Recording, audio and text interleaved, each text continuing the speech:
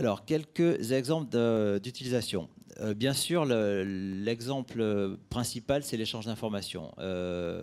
Comme je disais au début, l'utilisation de Chatter a d'abord été liée à la mise en place de notre outil CRM et de notre outil pour les vendeurs.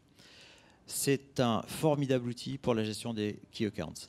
Pourquoi? Parce qu'on a des gens qui visitent des transitaires, donc nos clients, un petit peu partout dans le monde, et certains de ces clients majeurs ont des directions qui sont également visitées au niveau corporate. Avant l'utilisation de Chatter, c'était très compliqué de partager cette information, d'avoir au niveau central une connaissance parfaite de ce qui se passait au niveau local.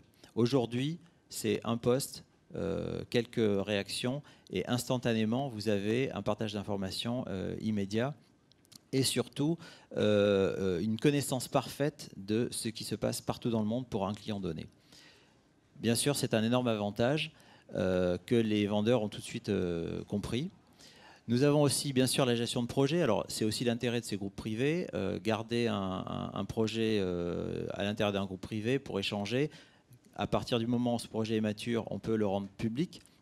C'est un moyen de gérer la communauté qui travaille sur ce projet à l'intérieur de Chatter. Le partage de reports et de dashboard, bien sûr. Alors, c'est là que le réseau social d'entreprise devient parfaitement complémentaire d'un intranet. Dans le cas d'Air France KLM Cargo, nous avons un intranet qui est également lié au groupe corporate Air France KLM. Bien sûr, il y a énormément de données qui sont stockées dans cet intranet. L'intérêt de Chatter, c'est qu'au lieu de transférer du stockage, en fait, on envoie juste un lien sur cet intranet qui permet à n'importe quel collaborateur d'avoir accès à cette information assez rapidement sans avoir à chercher à l'intérieur de l'intranet. On a aussi la gestion complète d'une équipe de management. C'est par exemple mon cas, j'ai un certain nombre de collaborateurs partout en Europe qui s'occupent du customer service. Je gère l'intégralité de ces collaborateurs quasiment exclusivement via Chatter, c'est-à-dire qu'on n'a quasiment plus d'échanges de mails. Pour moi, c'est un gain de quasiment 20% de mails quotidiennement. Alors, c'est bien sûr une information descendante et montante. C'est un réel échange avec eux. Gestion du support aux utilisateurs. On a un groupe qui permet à n'importe qui de poster une question. Il y a toujours un collaborateur qui a soit la réponse, soit quelqu'un en support central qui, à ce moment-là, prend la main et répond à cette question. Ça veut dire que pour la gestion des tickets, à la limite, on n'a même plus de tickets. C'est directement répondu sur Chatter.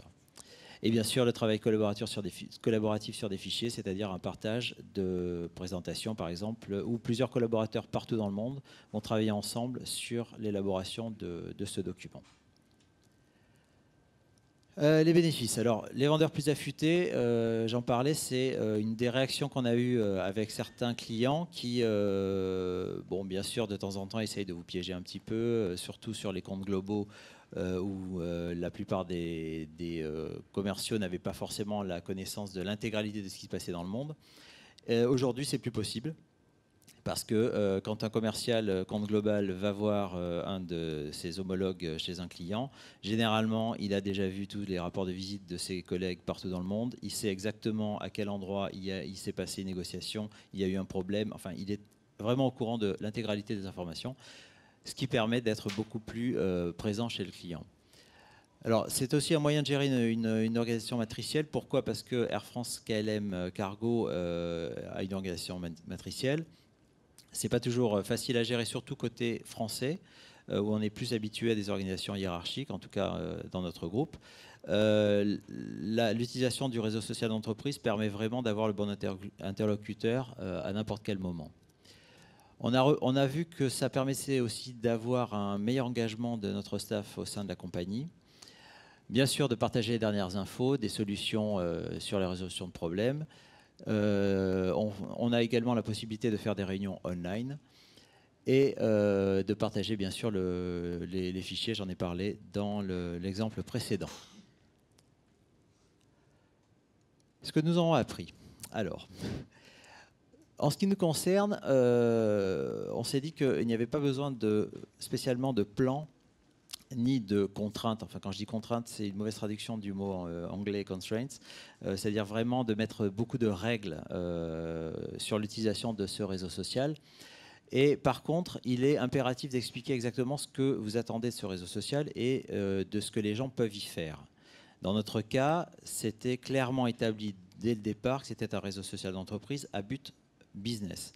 C'est-à-dire qu'il n'est pour l'instant pas envisagé de créer des communautés sur des loisirs ou sur des choses qui sont externes à l'utilisation purement business. Après, comme je l'ai dit avant, nous avons laissé la liberté totale aux utilisateurs, mais on a quand même un modérateur, donc un minimum de règles sont quand même nécessaires pour avoir une bonne gestion. Le fait de ne pas fixer de but trop difficile à atteindre, c'est effectivement un bon moyen de démarrer. Mais bien sûr, il faut aussi rendre l'utilisation de cet outil attractive et utile. Une des règles au début a été de demander au management d'être assez actif. Ce qui est assez intéressant, c'est de voir que maintenant, le management est beaucoup moins actif qu'avant. Et pourtant, le réseau social d'entreprise ne fait que croître avec les utilisateurs. Donc c'est vraiment une adoption par les utilisateurs eux-mêmes. Casser les silos, c'est bien sûr aussi un des buts essentiels, puisque l'accès à n'importe quelle personne au sein de l'organisation devient quasi immédiat.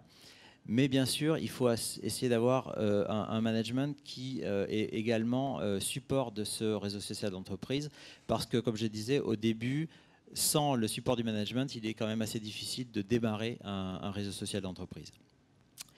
Et enfin, bien sûr, évaluer et rendre publique cette évaluation pour que tout le monde se sente concerné et connaisse exactement ce qui se passe sur le réseau social. Et au final, je dirais, n'ayez pas peur du changement. C'était vraiment le principe au sein d'Air France KLM Cargo pour la mise en place de cet outil. Merci Stéphane.